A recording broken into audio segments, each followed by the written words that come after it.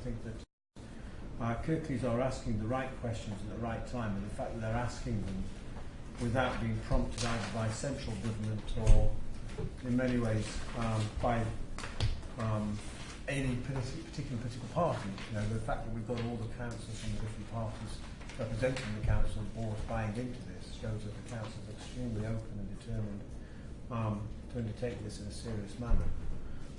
At the moment, we've just spent a month going around Kirklees talking to our citizens and getting their views on the challenges and opportunities that they see in terms of how local democracy is in its current state and what they see in the future. And we are now undertaking a range of evidence gathering sessions in London. This is our second day here. Also in Manchester, we're going to be talking to the architects of Devo Mount and various stakeholders who are going to come to Kirklees. So by the end of September, we're going to have quite a wealth of data to sort of process through. We're going to spend October and November drawing up some conclusions, some recommendations. These will be draft recommendations. And we intend to send them out to everyone that's given evidence to the Commission, citizens and stakeholders, and in a very active way seeking their views on our conclusions. And we hope that the Electoral Reform Society itself will be able to take part in that process. We're very pleased and honoured that you've given us time today. I think all of us have followed the work that you've undertaken over the past decade or so that I've been following, certainly, and it's been incredibly impressive, the range of the work that you do and the seriousness and quality of the work that you do. I think it's probably appropriate if you want to just introduce yourself to the panel, and then the panel introduce themselves to you, and then we shall move on. So. Sure, yes, I'm Katie Ghose, Chief Executive of the Electoral Reform Society for the last 6 years. Before that, I was the Director of a human rights charity called the British Institute of Human Rights, which at a time when the Human Rights Act, domestic human rights law, was quite new in this country, we did a lot of education and consultancy work, including with local authorities, to get to grips with what human rights principles and values mean in practice for people who are delivering public services. And I've also been a barrister representing refugees in a kind of former career. So just wanted to say congratulations on your initiative, and it's just fantastic to see a local authority taking a whole look at the health of local democracy. It's exciting, and I hope it's something that other councils might look at you and follow suit. Hi, my name is Rosina Fadia, and I'm an elected member of the Kirklees Council and Multi-Member Commission. Councillor Cathy Scott, a member of the Democracy Commission. Hello, I'm Diana, working on the online engagement for the democracy. Spencer Wilson, Governance and Democratic Services at Kirklees. Councillor Andrew Bolferman, one of the members of the Commission. Andrew Marchington, Councillor and member of the Commission. Thanks. Well, we don't like our guests to start off on an easy footing, so we like to hit them with the most difficult question first in many senses, which is one which I suspect underpins much of the Democracy Commission's work, which is that there's tensions appearing between representative and participatory models seem to become more stark over the last decade or so. To a certain extent as a result of government initiatives which seem to both want us to engage in representative participatory modes that seems to sometimes challenge each other, but also just in that sense about the way in which citizenship is changing in the United Kingdom and the way in which particularly the rights and responsibilities of citizens have changed. I just wonder whether, through your own work, you have anything really, any sort of comments on, those tensions, how you see them manifesting, and any of the opportunities which might evolve from them. Sure. So for me, the starting point is that representative and participative forms of democracy are complementary, and they should facilitate better decision making and a kind of a richer involvement by the public in decision making. So I think for me, I'd start from that perspective, really. One of the things that's happened, and it's reflected in our own development at the Electoral Reform Society, is that we've had quite an established set of representative institutions for a long time, and we've had a huge amount of social and economic change, and this is one of the things I think that sometimes gets left out of the mix. So in the 50s, 98% of us voted for one of two parties broadly reflecting our social class. By the time of the last election, that picture had completely changed, and it was the biggest vote ever not for Conservative, Labour and Liberal Democrats. So people, you can call it more fragmented, more politically diverse, as we do live in a more socially and ethnically diverse society. So I suppose it's not surprising then, as our society's been evolving, we have become less hierarchical, less deferential, that you see challenges being made to just having traditional representative models where you have an elected representative and you put all your faith and power and mandate in them and they trot off and make decisions. I don't think it's surprising. I think in some ways it's just quite healthy, or perhaps it's even just a fact that our society is changing and you do see those tensions coming. I think, but I do think, having said that, that it should be complementary. And what you want to do overall, and where I think that elected representatives can really benefit from having citizens, is you can get more legitimacy for decisions that are taken, better decision making, and something that I feel particularly strongly about is a better understanding among the public of the trade-offs that you're having to make day to day. You, I'm sure, don't have all the money, public money at your disposal. You've got probably more cries from citizens who can reach you. You're way more accessible now because of technology, and that can be a good thing. And one of the benefits of deliberative, and I can talk a little bit more about that, participation, is that you're actually confronting citizens, so those citizens who aren't elected representatives, to wake up, if you like, to the realities of being an elected representative, where you've got to put on a leaflet what you've done since the last election and put yourself before the public, and you've got to go to the council meetings and make the difficult decisions. So I think there's quite a lot that a more participative approach can actually bring to what I think is a really, really hard role of being an elected representative.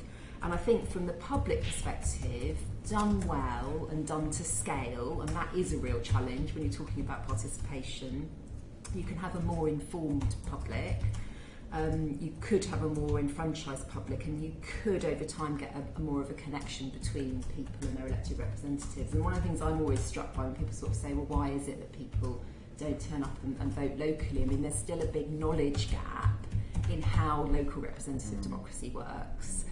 There's a stubbornly low turnout, even though those are the things that are really affecting people in their lives. And I think that's one of the conundrums. And I'm wondering if in your work you're perhaps seeing some participative pilots and experiments as a way to bridge the gap, to strengthen and garner more public support and understanding for the role that the elected representatives are doing. So I suppose that's my starter for 10, is it's the complementary relationship. And there was a good quote, I think, I'll check it for the record, I think it was from the Ghose report in Scotland, Commission Structure and Local Democracy, not as separate or competing bodies of participation and representativeness, but a culture of collaboration. So I suppose it's about, are you trying to forge a collaborative politics, or actually everybody in the community takes some responsibility for design, for involvement, for policy making, would be perhaps the new model that we're moving towards. And it's really challenging because it's happening at a time when people are less trusting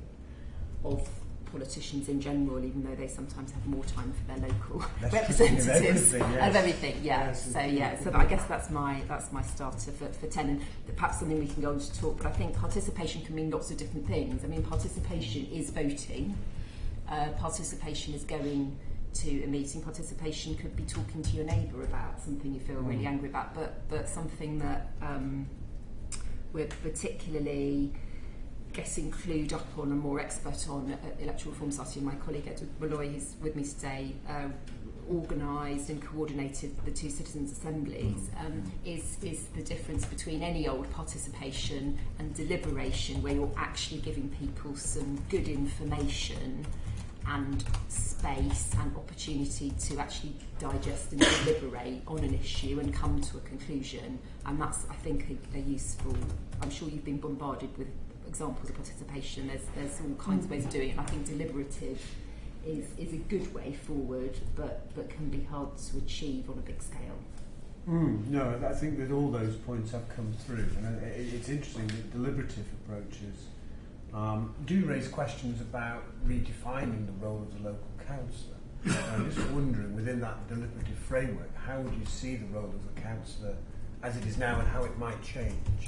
Yes, so I suppose it depends on the topic or the issues that you might put out for deliberation, and I wouldn't advocate that everything should be out there because then nothing would get done. But there can be topics. Canadians are really expert on this. There's a private company called MASS that does a lot of deliberative exercise. They've got huge amounts of experience in regions and provinces. They do it on quite a large scale. They sometimes will offer something over to the public when actually there's been such a clash between the local elected representatives. It's such a thorny issue.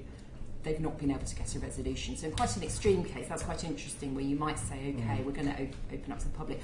I think a model that can work, directly answering your question about the role of the elected representative, is you're not turning it over to the public or keeping it for the elected representative. You are saying, on this topic, we will have something like an assembly where we might have 2/3 randomly selected citizens and 1/3 elected councillors, and for this topic and this decision they will sit alongside each other and they will grapple with the issue, and they won't be coming along saying, oh, I'm a citizen, I'm better than you, I'm an elected representative, I'm better than you. They will actually be sitting side by side, and the elected representatives to start with may have more knowledge to share and the citizens will benefit. The citizens may have some experiences, insights that haven't been brought to it. They may be a little bit less partisan, they may not. So I think there is a role, even when you're picking a topic or a decision, that you're saying we're going to do this in a different way, we're not just going to do it in a town hall meeting. There could absolutely be a model, a collaborative model, where there is a direct role for the elected representatives, and that's what we trialled with the citizens' assemblies we did as a consortium with several universities. We actually said one of them's going to be 100% citizens, one of them's going to be 2/3 citizens and 1/3 elected representatives. I don't want to pretend that we got chapter and verse of evidence of what works or doesn't, because it was just a small scale pilot, but we did get some interesting lessons, and the kind of domination by the elected councillors we saw in the first weekend was beginning to dissipate by the second weekend, and there was more of a level playing field among the two. So I thought that was interesting. No, that is interesting, and the reports from the Civil Assembly will be distributed out to all the commissioners. With your randomly selected group of residents, did you sort of make an effort to make sure they were a representative sample of the area where they were deliberating? We did, and we weren't able to do that perfectly, but we gave it a go and we got some good lessons. So we didn't have that much resource for this. We worked with the company YouGov, and they had an existing panel of several thousand of people who take their consumer surveys and whatever. So we used that as our pool, and from that we strive to get a reasonably representative sample. We succeeded in some respects and we didn't in others. There was a reasonably good mix of people who were already very engaged in either talking about politics or had some experience, and people who didn't. That was reasonably good. Gender was okay, certainly in the north. Some age was poor because the younger people, we got them and they dropped out late. The older people were more available of a weekend. And ethnic diversity was poor in the Northern Assembly. It didn't reflect. So it was a bit of a mixed bag. We got a lot of lessons, and we think there are now ways from other pilots that have been done in this country but also elsewhere, particularly if you're doing something at a larger scale. This was a maximum of 45 people. Quite hard to get that. Face-to-face recruitment can be really, really important. Other ways, it's important perhaps to experiment with remuneration or reward. We didn't give any cash payments at all. We just gave a weekend 2 weekends in a hotel with all meals there.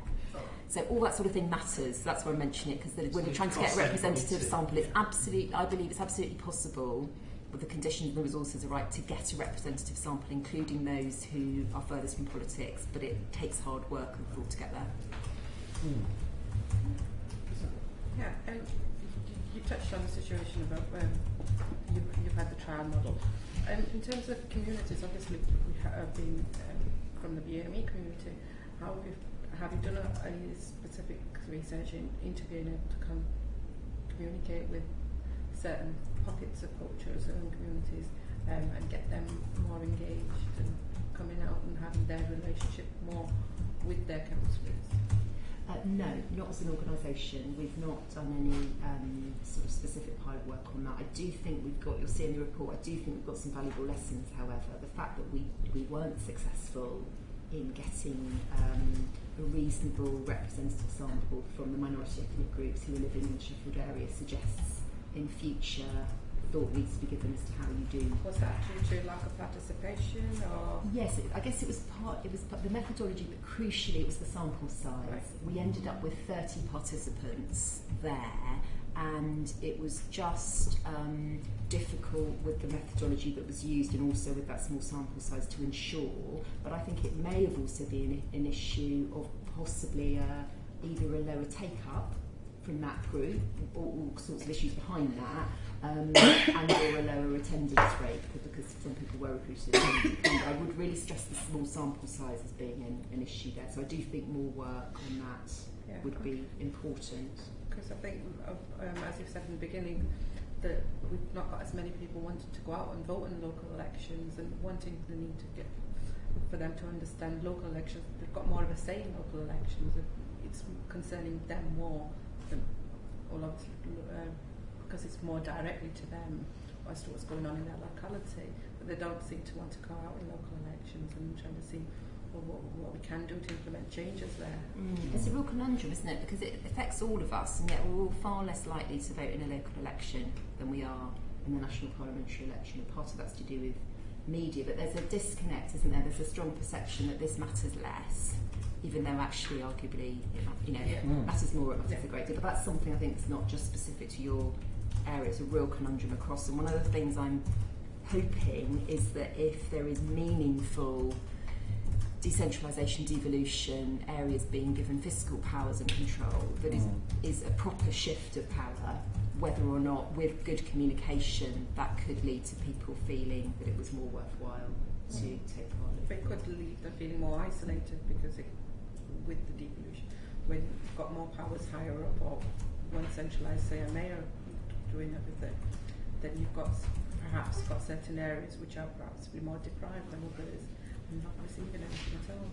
Well, absolutely, we're getting in, tricky questions around resources there. The other thing that relates to that is that what our experience as an organisation has been, there's a real lack of attention to democracy in the march of English devolution so far, which was actually one of the reasons behind the Citizens' Assembly's pilot, because we said no, people should be involved in shaping the democratic settlement of devolution, and that's been absent. And when we look at the very low turnout for the Police and Crime Commissioner elections, we see the dangers of just shoving a democratic device at people and saying, there you go, use it. Well, people won't always use it if they don't feel that it connects with them or that they were involved in shaping that new bit of democracy.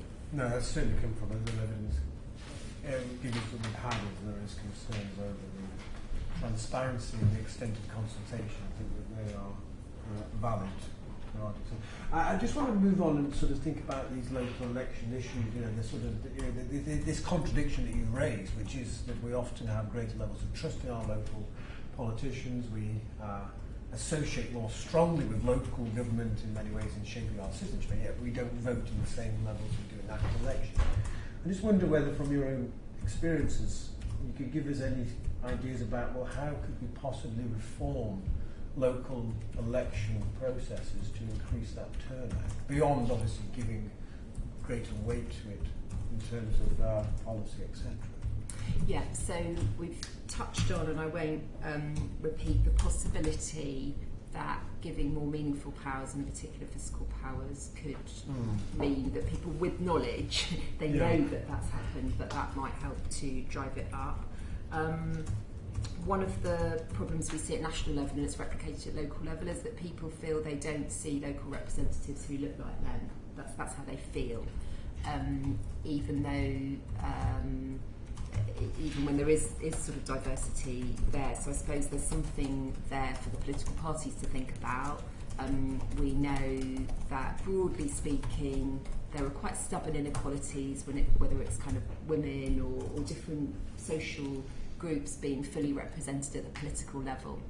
And my vision would be that every young person goes into adult life thinking being elected representative is something for me. No, that's not out with my bands, that's something I could do for 5 or 10 years. It's a voluntary public service role that I could play, and we're not in a situation like that yet. It feels quite a remote thing. I do think there's something about reconnecting people and people feeling it's worthwhile, I think, well, that's actually that person's doing a job and they kind of reflect me. So I think that's something for the parties, because our parties produce the candidates. I do think that's something for parties to think about. Although the adoption of fairer voting systems hasn't actually been shown to dramatically increase turnout, I do think the time has come to look at how we elect our elected representatives in England and Wales. I particularly say that because Scotland has had a single transferable vote, a proportional system in place for a couple of elections now. And what it's done, which is really interesting, and I've heard this from representatives of different political parties, is because the representatives are seeking not just, it's not a winner-takes-all system, so it's not sort of me or nothing, second preferences, third preferences, they actually go and canvass or knock on doors, they actually go to streets that they wouldn't have gone to under a first-past-the-post system, because they're reaching out in order to win and get enough votes to have a local seat.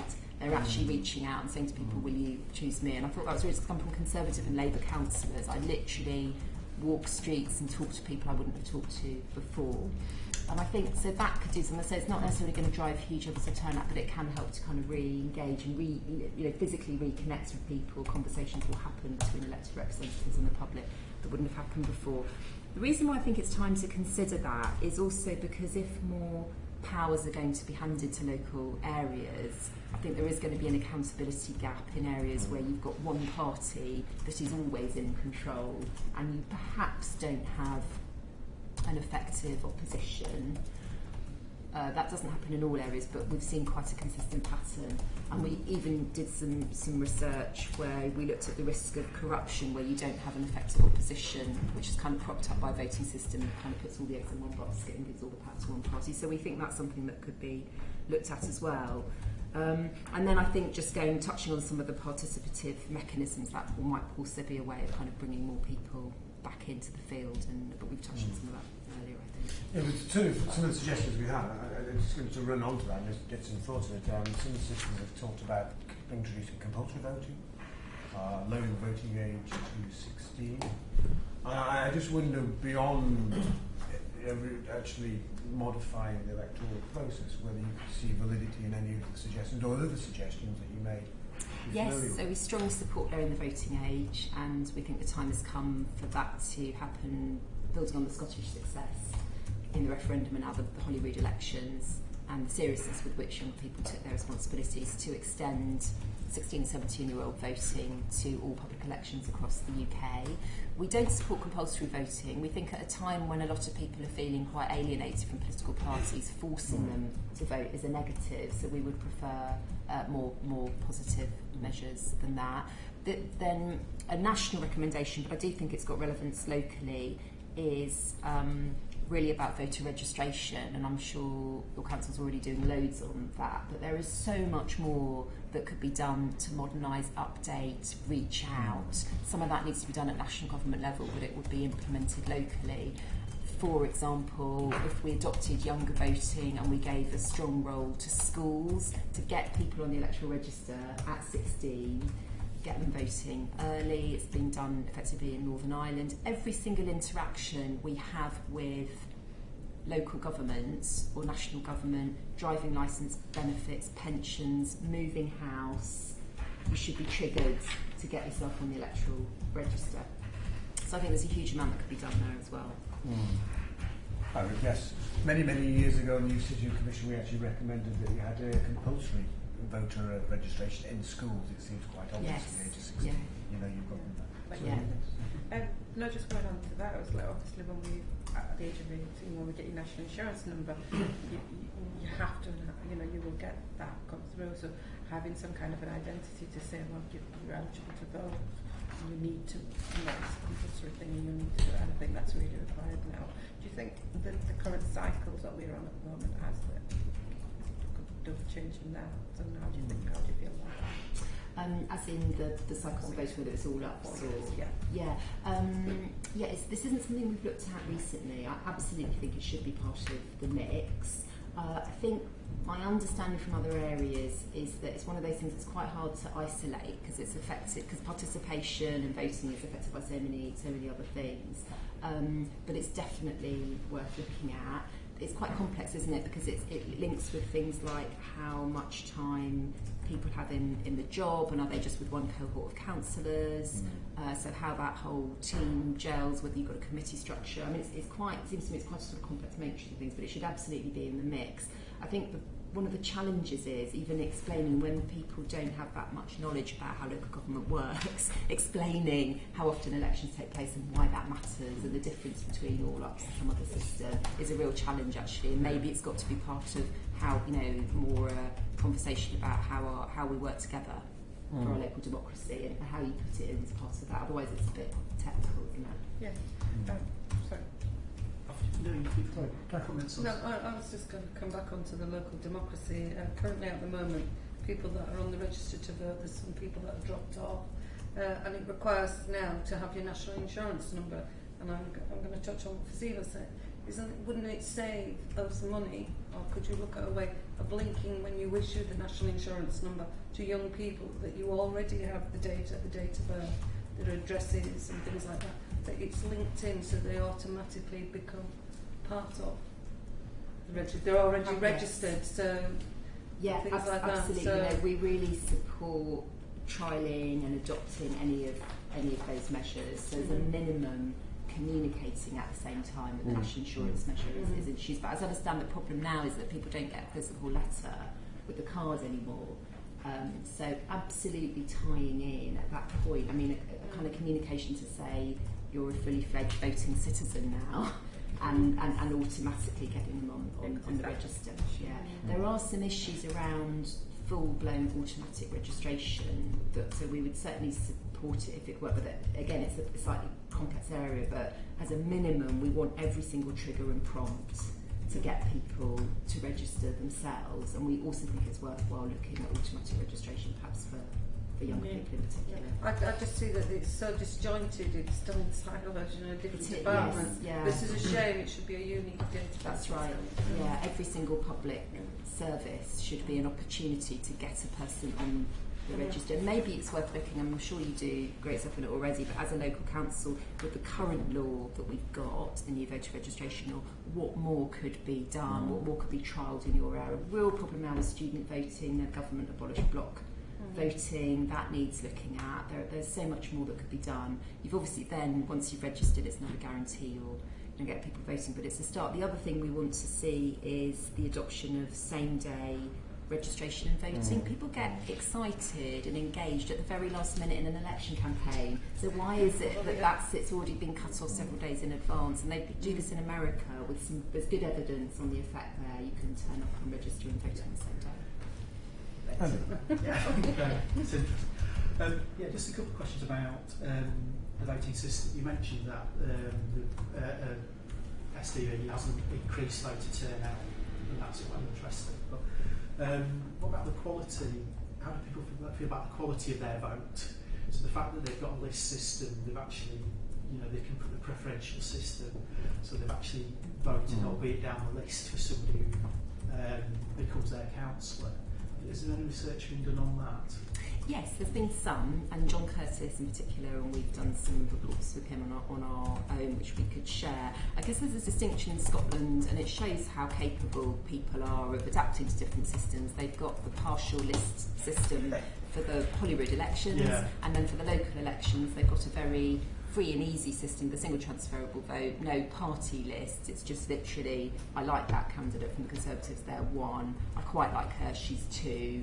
He's all right, he's my 3, and so on as far as you want. So very much you can vote for an independent, non-party badge person or someone else. And the research we've done and others have shown is that people have adapted well. There's some good evidence that John Curtis pulled out that people are making more use of their preferences as they get more familiar with the system, which is nice, and that's kind of what you would hope for. So people seem to have adapted well, and as I signalled earlier, there's also been the parties have had to adapt their campaigning styles, and I think that's been one of the benefits as well. So the question about, you're talking about the deliberative stuff, is it the sort of research where people are involved in the participatory stuff, has that increased an interest in or an engagement in the representative in elections? It's difficult to say because in this country, the participative trials, this is new. There's been a quiet rise of participative democracy.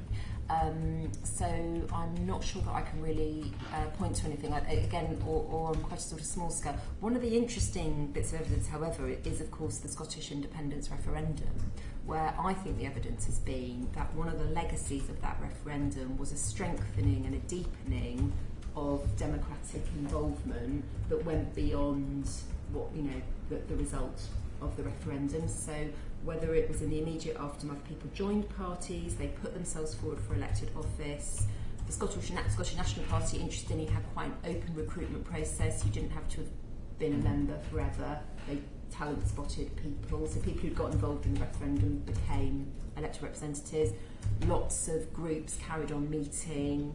Younger people who were polled said they were ever more likely, as a result of the referendum, to get involved in politics, formal or informal. So I do think that level of participation led to some really good effects. I just wanted to move on side. That's really, really helpful, Barry. Thank you. One of the things that's come up in our deliberation with citizens is that they either feel that the council doesn't communicate with them effectively, or if it does communicate with them, it doesn't communicate with them in a way which they want, and often with the information they want. I wonder whether in your own experience you might have any comments about how the council could improve that, both quantity and quality of communication with its citizens in terms of elections and wider questions about service delivery. Yeah, I think it's a really difficult one, and I was struck by some focus groups we ran in Glasgow with non-voters just before the referendum.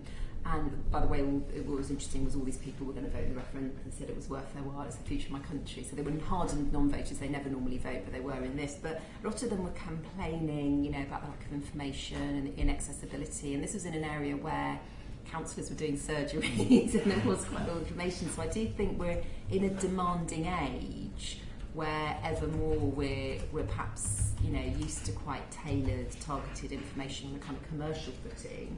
Maybe that people aren't feeling that they're kind of getting that maybe councils are kind of quite sort of kept up with that. I think one of the challenges probably is to look at how the sort of the digital and the in-person communications kind of match or join up, if you like, because sometimes you can have really fantastic quality new digital information being produced and put out through channels, but it's perhaps not matching up with the kind of scruffy posters you've got in your surgery, or the two on, kind of matching up at all.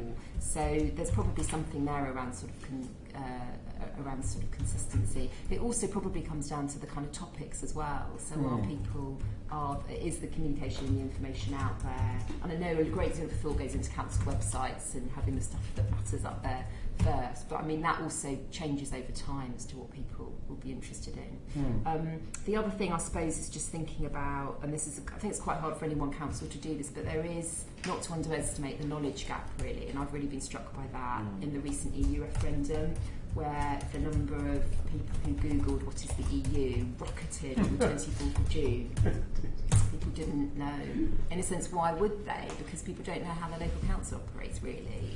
So they don't know about European Union. So quite hard, again then, in terms of the information that a council's putting out, that's quite hard if you're working off a basis across social groups of quite a lack of understanding about what government is. And again, we did some research in the run-up to the general election about how people felt about moving towards a different voting system. It was very, very hard to have that conversation because people didn't understand how government and voting work now. They didn't understand what the status quo was. A lot of people thought we had a proportional voting system because they thought that was logical or made sense. They said, oh, don't votes match, states match votes. No, not really. So I just think it's important to emphasise that because it can be easy to forget, and you're all living it and very knowledgeable. So yeah, so no, I don't have very specific recommendations on communication. Something we wanted to do more of around citizens' assemblies was to trial how you combine online, the opportunities that online and digital gives you with the thirst for in-person, face-to-face communication. And when so we had these 2 intensive residential weekends sandwiched in between by 3 weeks where people were interacting online. We had really great Facebook participation by our group, probably because they were so energised by the first residential weekend. They then wanted information, they wanted to tell us which witnesses to summon the next time round. So that was quite nice, but I guess it was high for a reason, the participation. There was then some good participation afterwards as well, but I'm really struck by the needs not to, instead of thinking, it's often sort of said, oh, just use technology more. People, all of us, we're human beings, we want to have interactions with other human beings, and how does digital technology enable more of that informed deliberation for me is the question really, and I think that's perhaps the starting point for the council. And it'd be really interesting to know where it would be worth us putting our efforts, because even with the Scottish referendum, even that really important issue, you've got 15% of people didn't register engage with it. We could spend a lot of time and energy trying to engage with the last 20%, 5%, 1%. And that came through I think in Dewsbury, we got a couple who moved from Wakefield to Kirklees, and actually they were quite impressed by the amount of information they were able to find on our website. But they'd had to look for it, but they seemed to have an interest in doing that. So is the research going on about, actually, do you need to have a certain level of interest in the issue before you want to get engaged? Well, I think that's a really good point. I think that's where what we showed, I think, once and for all with the citizens' assemblies is that people with no knowledge were absolutely thirsty for knowledge and interest. I mean, we gave them local devolution. I mean, that's dry as a topic. And people said, oh, no one's ever bothered to ask me about this before. I'm thrilled to be here. Thank you for inviting me. Yeah. And quite quickly, I suppose you build up knowledge and interest as you go. Yeah. Through knowledge, you kind of come to. So I think it's people are saying, I'm just not interested, no matter what it is. I'm not interested in. Yeah, I suppose maybe you do. Again, I suppose the Scottish referendum was the largest scale participative act, wasn't it? I do think the EU was interesting because the public were kind of written off before the campaign started. Or journalists, oh no, won't be interested. It's all too dull for them. And it was an incredibly high turnout, 72%. Very short campaign, actually a very high turnout for that. So I think most people are interested. Also, the report we're publishing tomorrow on the referendum showed the level of interest was high, the level of informedness was very low, and there was a gap. People were saying we're desperate for information, but they weren't very trusting of what they were being told by the 2 campaigns. Just to sort of move on again, and one of the things that's come up again with our consultation with citizens has been that it's sort of an old perennial question, which is an issue, which is, that a lot of them complain they only see politicians at election time and they don't feel that they're really consulted effectively in decision making in those periods in between. I'm just wondering whether you might have any views on why that perception is so strong, and are there any examples of good practice where local elected representatives and local authorities can actually interact with citizens outside of that election cycle? Yes, I think one of the reasons is that under a first past the post system, there's a real inequality of attention given to people in different areas, both at local and national elections. So if you look at the kind of the leaflets or the physical visits by candidates in a safe seat, it'll be minimal. In a competitive seat, there'll be a lot of attention, and interesting, you see that mirrored in the US elections as well, where you can do a kind of tracker and you see where the presidents are going. There's lots of states they're not really spending much time in. So therefore, it's a physical reality that some people won't see politicians much at election time, let alone sort of in between elections. And I'm sure that could feel quite unfair for councillors who are day in, day out, going out on the doorstep. There's also something about scale, and some of the work that ERS Scotland and other organisations have done in Scotland have shown that although people are quite fed up with politicians, actually we don't have that many compared to head of population. compared with some of the Nordic countries and so on as well. And I mean, that's something to really grapple with, isn't it? How to sort of get across that maybe we actually could do with more compared with the population. It's going to be very hard selling indeed, but that is also, you know, I think one of the reasons. In terms of what can be done in between elections, a couple of examples I was going to pull out, I don't know if others have mentioned them. One is the G1000 citizen summits in the Netherlands. So these meet in the aftermath of the local election to help set priorities for the incoming councillors. Again, it's a random selection, but they include, it's predominantly random citizens, but it's very much involving local politicians, civil servants as well. They have a whole day of deliberation and then they kind of choose 10 proposals, and then the first meeting of the council debates the proposals. And that happened in 2015. I'm not sure quite what the kind of aftermath of that being, but that's kind of quite a nice model that can judge. It obviously raises the question is, you know, you're out there, you've got your manifesto commitments, so how do you want to relate those? So it may be that you take your top 3 manifesto commitments that the public have voted for, and your citizen summit is how and priorities within that. I mean, if you've done a house building one, or you've done, you know, something to do with local environment and rubbish and recycling, there's going to be a how issue. Or we've got this much money, should we do a participatory budgeting exercise with you? So I think that's a good example actually of where there could be a perceived tension between representative and participatory. Actually, you're coming together to forge ahead. You're not starting with a blank sheet of paper. Or it might be, here's our manifesto, we're going to be doing X, Y and Z. Is there something missing? Is there something you would have liked to have seen on there? So I think that's a nice example. Another one from Canada called the Grandview Woodland Citizens Assembly in Vancouver. This was also in 2015. And they chose 48 people on the basis of the local demographics from 500 volunteers to take part. It was an 8-month process with public meetings and submissions, and they were basically coming up with a community plan for the next 30 years to help be a sort of framework for the local councillors, so land use, housing, transport. I think that's really interesting, challenging citizens to think long term, because it's very, very hard for politicians. You've got to go back to the electorate every few years. You've got this chronic short-termism in our politics, and actually challenging citizens to appreciate that and say, what are your long-term priorities? So that's just a couple of examples of how you might do things in between, but very much relate them to the political process. I don't think there's any point doing participation that stands alone and doesn't recognise the political realities of what you're dealing with as a council. I think they've absolutely got to be knitted together, otherwise they don't have That's meaning. an interesting point. It's often in our people that have given evidence before, politics has sort of been absent in many narratives. For your first and then just about the elected representatives, how do we encourage more people, not in the past system, but how do you encourage more people to come and become an elected member, and then get more of an equality basically gender, in terms of gender and everything?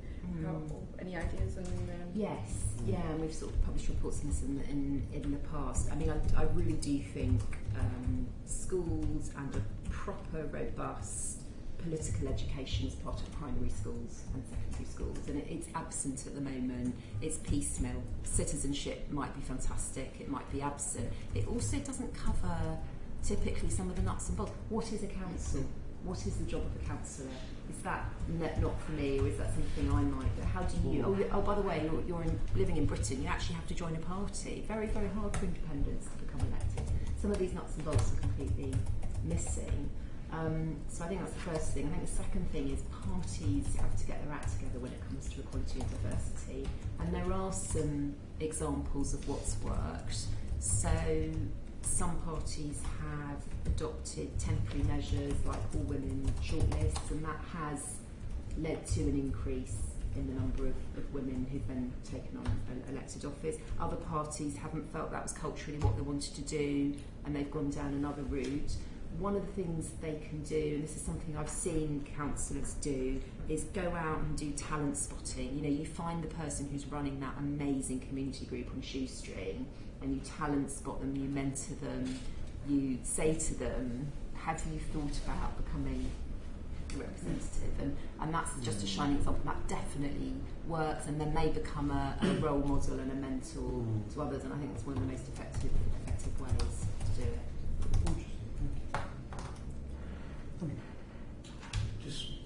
Just going back a step, and those examples you gave of participatory between elections, all very nice, but under the present circumstances we find ourselves in local authorities a little bit utopian, because we don't have those choices. Money's tight. The options to offer to citizens are even tighter, and many of the choices are very complex in that, yes, you want us to spend more on children's playgrounds, but that means that Granny will get looked after through adult care. So the choice is not being there. How would you comment or review what you've given us as options, bearing in mind where we actually are? Yeah, definitely. Well, the starting point should, for any citizens' summit or participation, be where you are. And I think you've just outlined what the agenda might be for a meeting, which is an opportunity for councillors to explain where you are.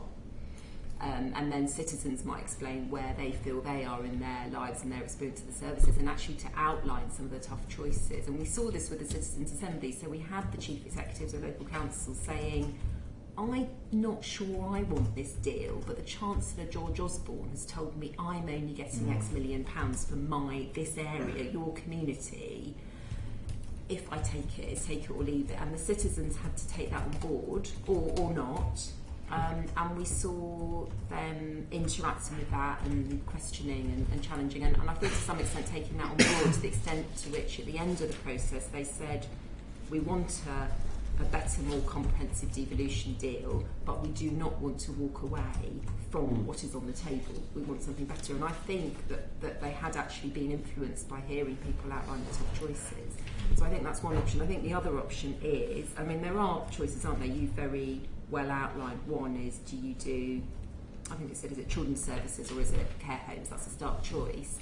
And you could do some sort of budgeting or information exercise to put that in front of you. The organisation Bite the Ballot, that does a lot of youth engagement, does this actually with younger people, where they actually do a simplified version of the budget for the country, and they say, okay, fine, well, you want to scrap the defence budget really completely, or you want loads more foreign aid, that means X.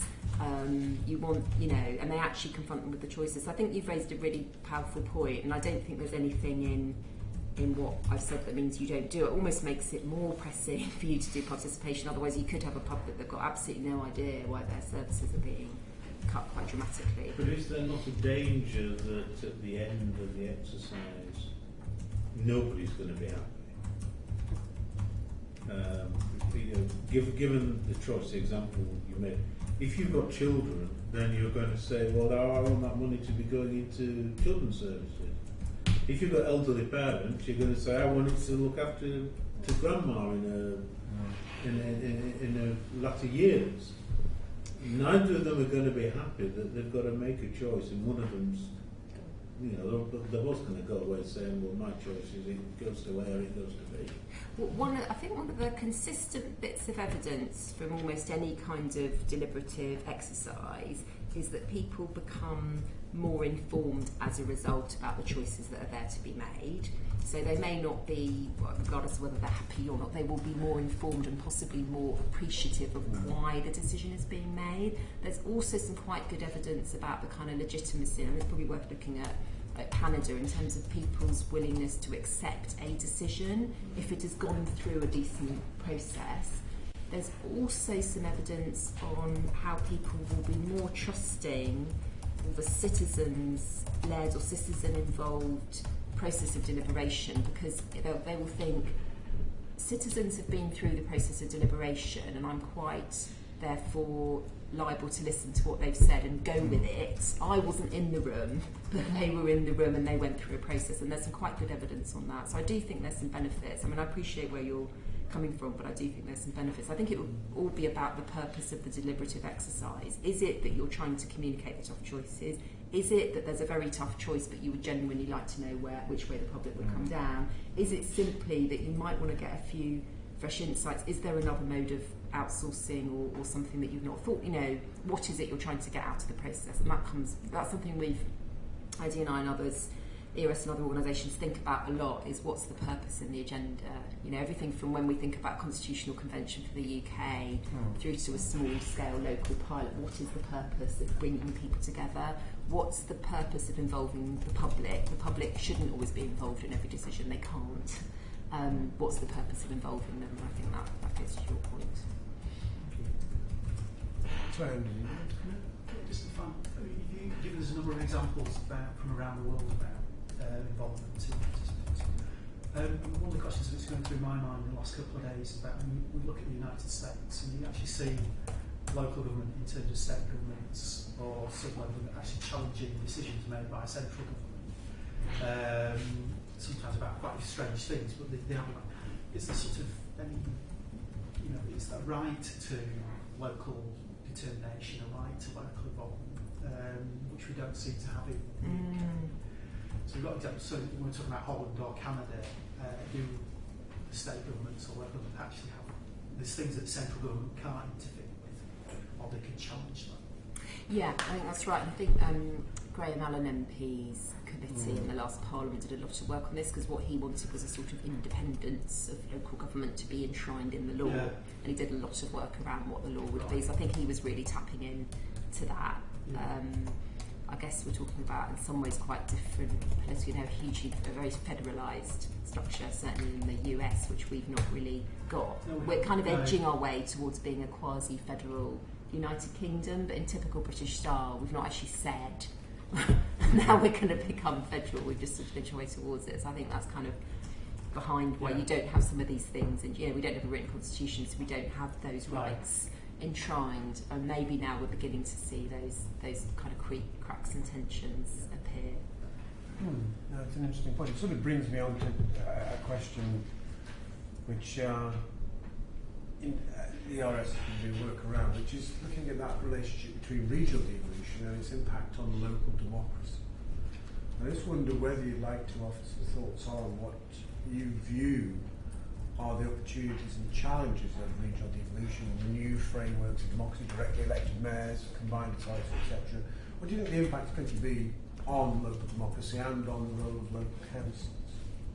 Well, I think the problem is that the regional devolution is marching on a pace in some areas, but not in others, and has been very driven by quite a top-down treasury approach. So it's not actually been done with any great thought or involvement of the most local kind of pockets and places, and it's been done at quite deliberately done at different speeds in different places. So I think one of the challenges is people may feel, coming back to your point actually, quite left behind, as in, well, they're getting a lot of money for having a mayor for their region. What are we getting in this particular rural area, which is perhaps already feeling a bit depleted?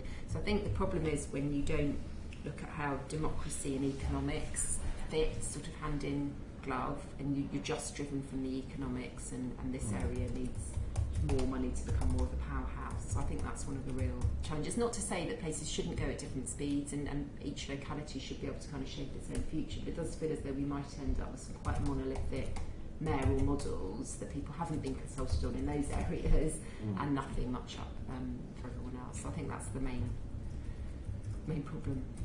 Do you see that as more and more decision making is brought to a regional level, that'll have an implication on the way in which local councils are perceived by their constituents, and also the way in which they interact with their authorities in decision making? I think there are some concerns. It certainly can do, and of course we don't really quite know exactly what we understand that there are some areas where there's going to be a sort of a regional mayor that is eventually going to be directly elected, and clearly there is going to be then a different relationship there, but again, it's not, the public haven't really been consulted. I don't think that the nuts and bolts have really been thought through in terms of obviously you really want the mayor to, you want strong voter turnouts and all the rest of it, but what the impacts of that are going to be on the kind of surrounding councils is I think has not been well thought through, and that's because the democratic, the shape of local and regional democracy has not been thought through. And of course all this is happening at a time when we've not really worked out following the Scottish independence referendum, the relationship between the nations of the UK. And we and many others have been calling for a constitutional convention for that reason, to have some strong public involvement in where powers should lie between the nations of the UK, in order to then look within the nation of the UK right down to the most local level. It was something we tried to explore. It's quite hard in the time available. The citizens' assemblies, we tried to go say to people, look, there's loads and loads of different ways. You could have a hyper-local model where you bring powers down to a tiny local level, or you could have a regional assembly that does things on a kind of a big scale, and we tried to explore some of those. People did have very strong appetite and ability, I think, once they were given the information to grapple with those different ones, but it was quite hard in the time available, perhaps to give each model, a lot of attention. Well, I'm looking at the time, and although we started late, we're just going to go up to the hour, and I think that you've been very generous with your time already. Sorry, Is can there I any just more come- questions? yeah, just, after the referendum and a lot of the youth not being able to vote, do you think how much of an impact that will have on forthcoming elections that's going to come through? Because obviously that's them saying, well, we've come out of the EU, we didn't want to come out of the EU, and that's, it's going to affect the rest of our lives because in terms of their education and everything else. What do you think? What more can be done in terms of encourage them to come out and vote?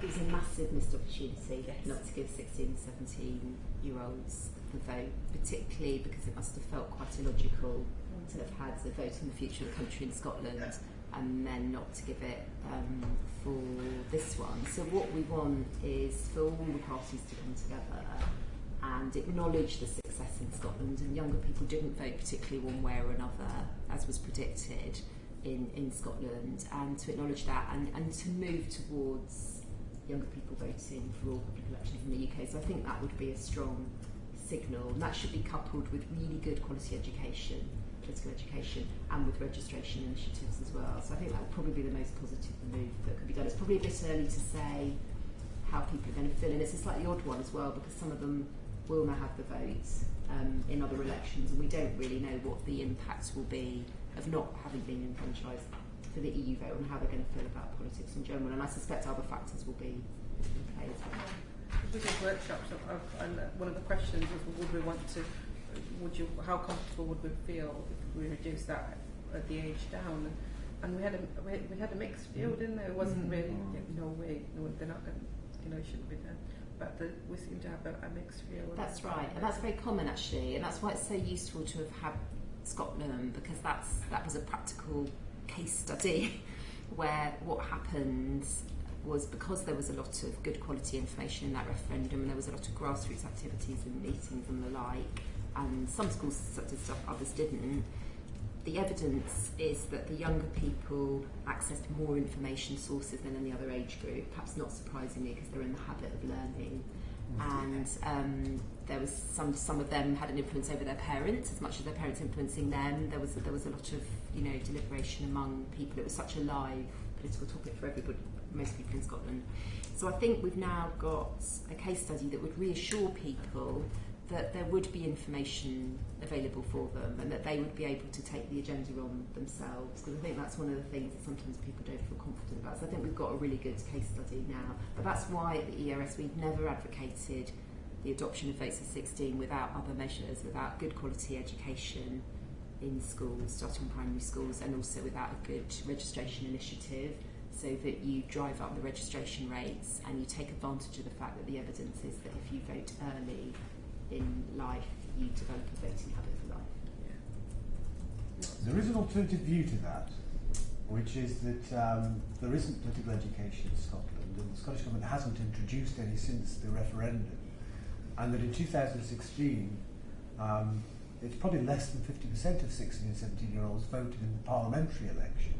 So there is something exceptional about referenda that doesn't translate into domestic politics, daily politics, and that if there isn't something in local architecture about local citizenship education to teach about local politics, that actually what you might actually do is just encourage political disengagement from an earlier age, and that possibly the referendum in Scotland isn't that good an example because it was very binary, febrile, divisive. example, the vast majority of the young people that have joined political parties since then have actually joined independence parties, and they appear to be fighting the independence campaign, not engaging in democracy. I don't know whether you...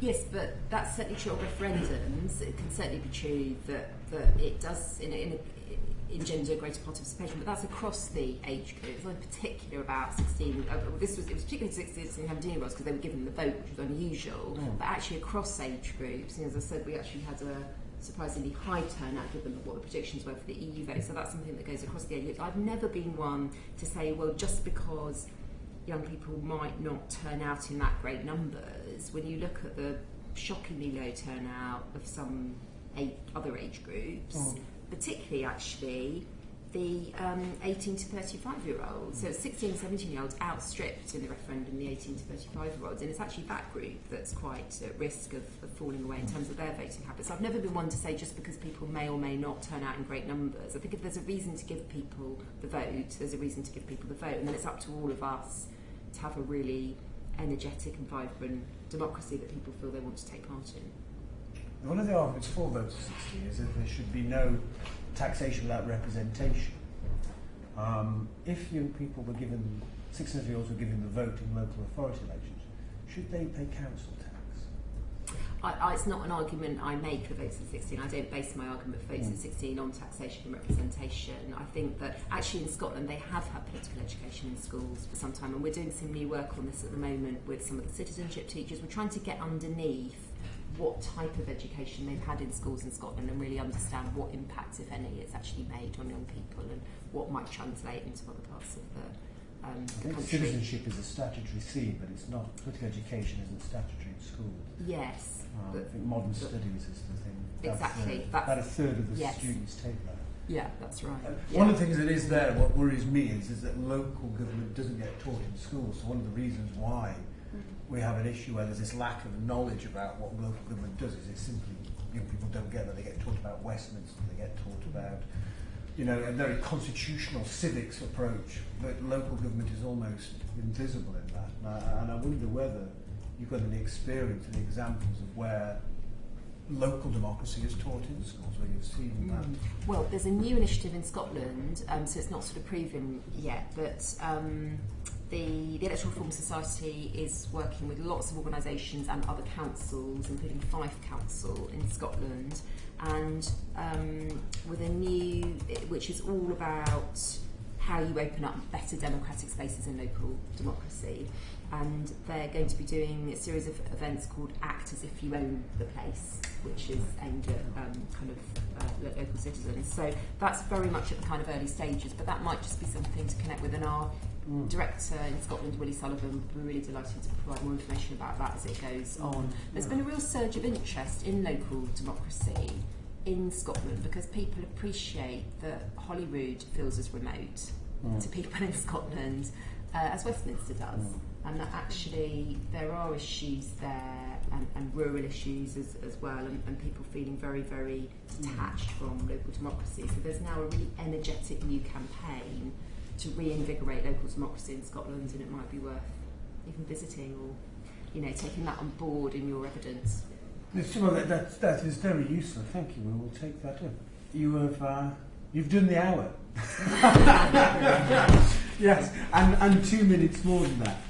Katie, thank you very, very much for your input on behalf of the Commission. I think that you really have opened up some of the issues that have been vexing us, and not only engaged in it in a sort of theoretical sense, but given us some real good concrete examples of what we can go and look at for good practice, and in some ways, where practice isn't quite so good. As I said before, we go away after a few more weeks of sat in various rooms, hopefully slightly warmer rooms. There is a sort of strange contradiction, isn't there? It'll be boiling hot in Kirklees, but it'll be torrential outside. And we would very much value your feedback on our draft recommendations. It really, we do see one of the limitations of many of these kind of commissions is that they sort of extract, disappear, and then just come up with ideas without that sort of road testing process. And we really are keen to make sure that we keep engaging with organisations such as yourself and I think that it's part of a longer conversation we're going to have. But thank you very much. No, pleasure. Thank you. Thanks very much. Nice Thank to meet you. you all. Now,